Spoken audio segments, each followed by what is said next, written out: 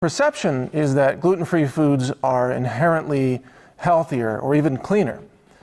But the truth is that gluten-free foods may be among the most deceptively marketed and most chemically contaminated foods in the grocery store. Now, the report says glyphosate is in many of America's most popular foods. Folks, this is a weed killer, glyphosate. I'm going to do it again. Why did I do it? To prove a point. When you eat these foods, it causes an addictive pattern in your mind. Glyphosate is the key ingredient in Roundup, the most popular weed killer in the world. And it's a chemical that was developed in the 1970s by Monsanto and has wreaked havoc on the environment and continues to wreak havoc.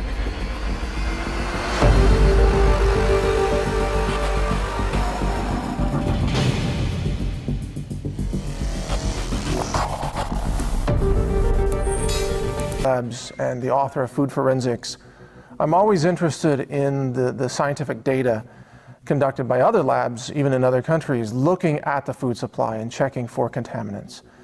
And recently, when I got my hands on some data from the Canadian government, I was really shocked because they had developed a method to look for glyphosate and measure it in parts per billion concentrations in a variety of different foods, including gluten-free foods. They also tested lentils and beans and other things, and they tested it by country as well, so they have a breakdown of country by country.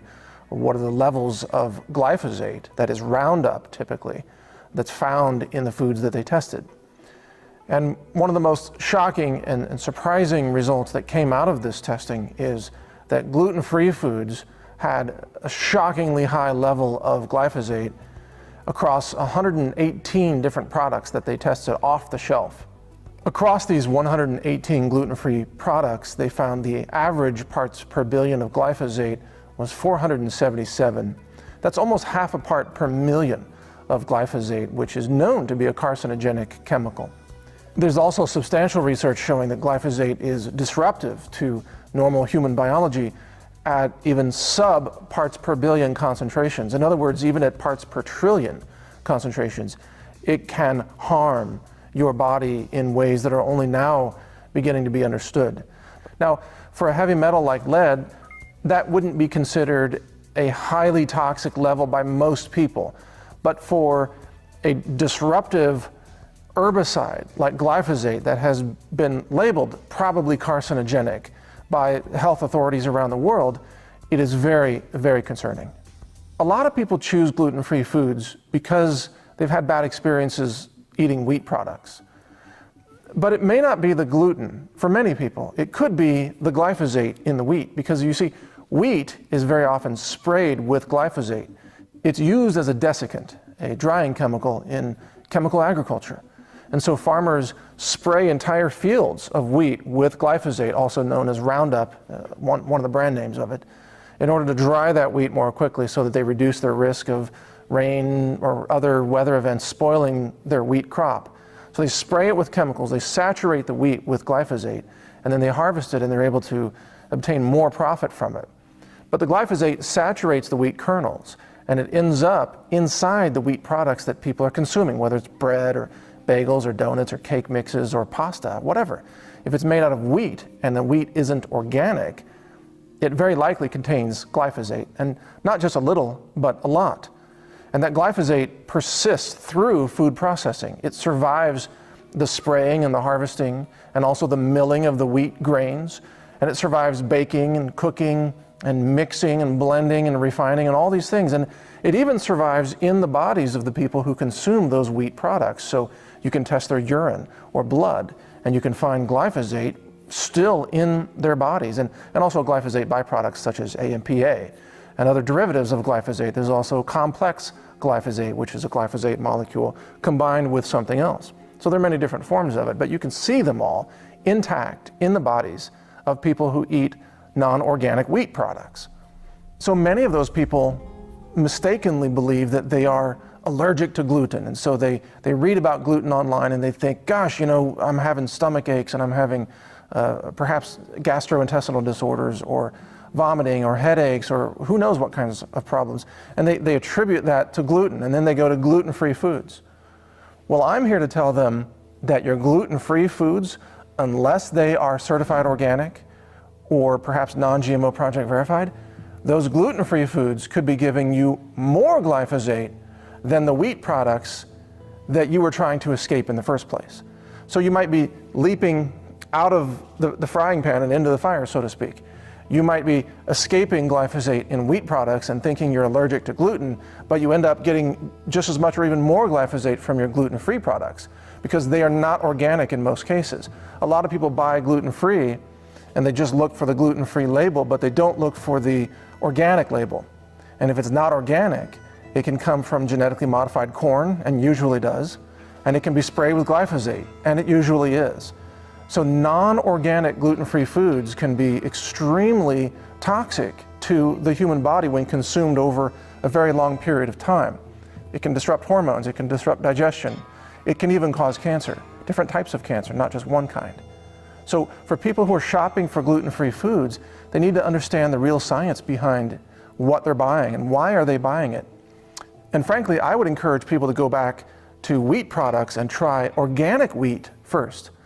Try wheat that hasn't been sprayed with glyphosate and see if you can handle organic wheat with gluten in it, because it turns out that most people can. Gluten is not as big a problem as it's been made out to be in my research. I'm not saying that it doesn't cause problems with some people, because it does. There are certain people who have a difficulty handling gluten in terms of digestion, but overall I think the problem is wildly overblown. I think the real problem is the herbicides in the food, the glyphosate, and also various pesticides that are used in foods as well. These herbicides and pesticides are synthetic chemicals. They're not part of food, whereas gluten is. Gluten is actually part of the food supply, and it's something that's been consumed by your ancestors and thousands of generations of ancestors before you. Gluten is something that's biocompatible with the human population as it exists today for the most part. I know there are exceptions to that, but for the most part, it's been part of the food supply for a very long time. Pesticides and herbicides have not. They are relatively new in terms of the history of human civilization. They've only been around roughly 100 years or so, a little bit less for most of them.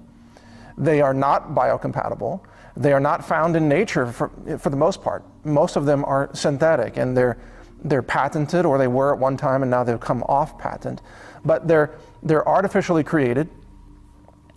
Many of them are derived from synthetic chemical processes that were developed by, believe it or not, the Nazis. It goes back to Nazi Germany and IG Farben and Bayer. Bayer was one of the Nazi company offshoots of IG Farben, which was prosecuted for crimes against humanity.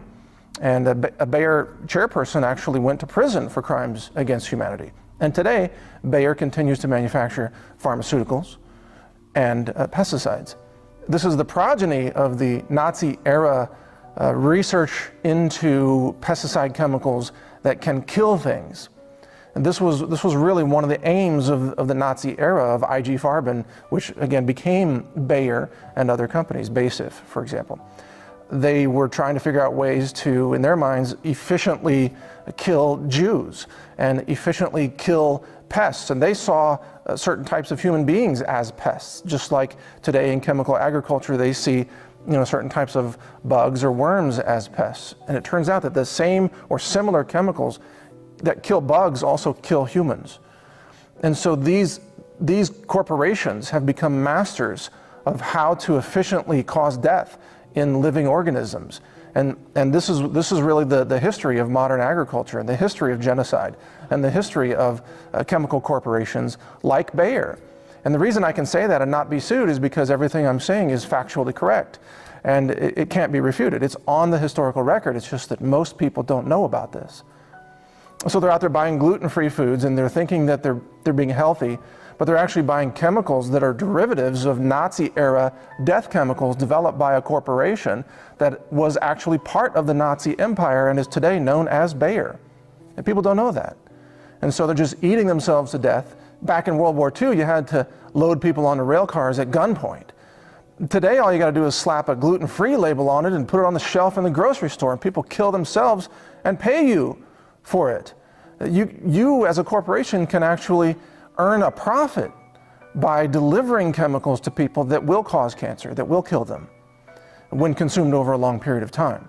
And just to be clear, I'm not saying that these foods will kill you instantly. That's not the way pesticides and herbicides work in the concentrations in which they're found in these foods. It's the aggregate burden over a long period of time. You have to consume them, day after day or year after year, and they accumulate in your fat tissues, they accumulate in your brain, they will cause Alzheimer's in many people in the long term, or they will disrupt normal physiological function and lead to cancer and lead to tumors. And especially when combined with other chemicals such as fluoride in the water supply or toxic heavy metals. Mercury is still used in flu shots in America. So you combine mercury and you combine lead and you combine perhaps cadmium or arsenic, toxic elements. You combine those with pesticides and herbicides and hormone disruptors such as bisphenol A, which are very common throughout the food supply. Then you get this sort of the straw that breaks the camel's back. You get a tipping point, and the tipping point can lead to aggressive cancer throughout your body, or it can lead to a crash of neurology that then gets diagnosed as dementia or Alzheimer's. And I'm just here to warn people that gluten-free foods can be a healthy part of your diet, but you need to make sure that they're organic. Look for certified organic, that's the USDA organic label. Look for non-GMO Project Verified. And beware that many gluten-free foods that are not organic are actually delivering to you a cancer-causing chemical known as glyphosate that's used for the convenience of the wheat farmers, not to protect your health. It's in fact ravaging your health.